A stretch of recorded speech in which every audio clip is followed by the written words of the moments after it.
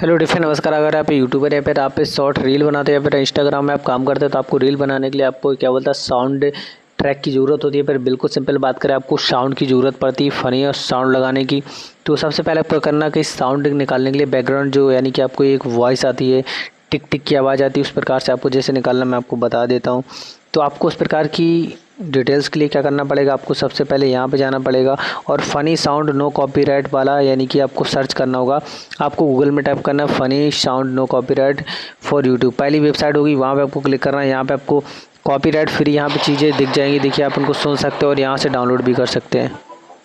इस प्रकार से आप डाउनलोड करेंगे, आपके पास डाउनलोड हो जाएगा ऑटोमेटिक। ये आपके पास डाउनलोड में आ जाता है और यहाँ पे क्लिक करें और डाउनलोड पे इसको क्लिक कर देते हैं और आप इसको सिंपल सुन भी सकते हैं।